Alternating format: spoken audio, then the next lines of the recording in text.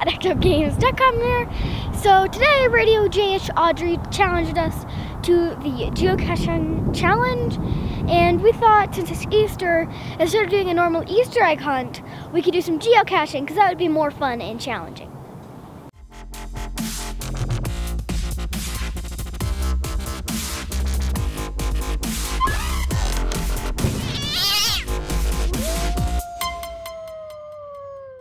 So it's a beautiful, beautiful day. So we came out here to this old 1800s cemetery. It's about an hour drive from Denver.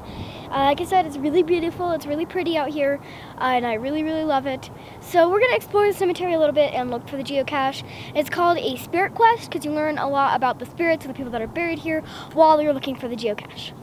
So here's one of the gates that goes into the cemetery. So we're gonna go check and see how old the graves are. So this big memorial here is sacred to the 10 Italians that were victims of an avalanche in 1899. That was a long time ago. In the late 1800s, there was an outbreak of diphtheria and an outbreak of smallpox, which killed a bunch of kids, and their graves are over here. Here's a grave of quite a few people. This one, there's a lot of those graves, and it's just really fascinating being out here and seeing how old these gravestones are and seeing how they're actually from stuff. In fact, we even found one from World War II. So it seems like this cemetery is divided up by religions and fraternal orders like Catholics and Protestants, and the Improved Order of Redmond and Order of Oddfellows. So it's really cool, and there's so many old stuff here. And like I said, it's really fascinating just to look at some of the stuff from a long time ago. And the Improved Order of Redmond came out of the group that started the Boston Tea Party. That's kind of a long time ago, wow.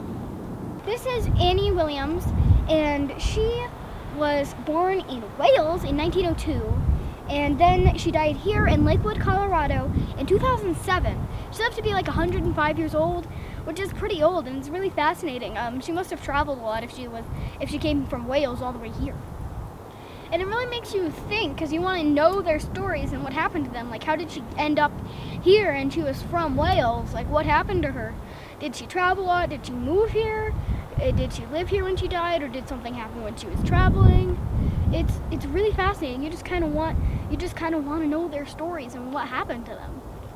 So this is probably her husband buried next to her, and he looks like he was born in Colorado. So she must have came over and lived with him in Colorado, and she came here in what seems like the early 1900s, which must have been a pretty amazing voyage from the Wales to the 1900s to here in the 1900s, because she can just hop on a plane and take a plane here that would take a while. She had to go on like a ship. This must have been a really, really long voyage. And even if she took a ship here and probably ended up in like New York or something, how did she get here? There's no oceans in Colorado, so she couldn't have taken a boat into Colorado. So she had to somehow end up here from somewhere where she could have gotten in, like New York, and then she had to end up all the way here. And it's just so fascinating. You want to know about her life and about her story. So our compass brought us right here, so we're gonna look behind us and dig in the rocks and see if I can find something.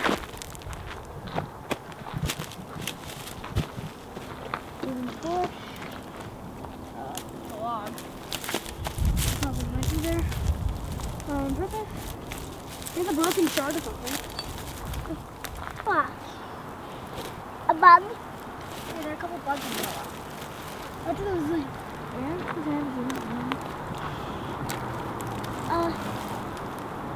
Over there are some trees.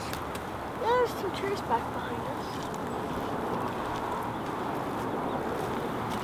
I can't reach in there very much. Is there a rock? That's under this rock.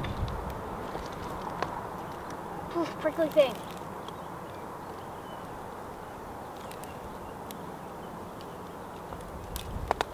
Can you move that other little rock? Yeah. Yeah, I found it. Did it! So this one's a pretty small cache. So probably only has small things and probably a log and maybe a couple small things. So yeah, here is our log. So we signed the log, and even though it's really small, we put a couple of coins we got from Japan back in there. And this is what we really love about geocaching, is we really love like the adventures you can go on.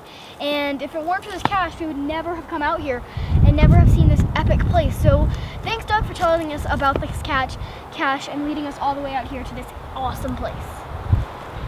So like I said, RadioJH Audrey challenged us to this challenge, and thanks to her, because we're kind of starting again. We'll probably go geocaching a lot more now.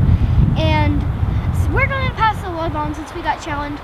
So we challenged Mommy and Gracie, so we think you guys and Daddy should go out and cache a little bit, and you'll probably find some places around you that you didn't even know existed. If you need any help, just contact us.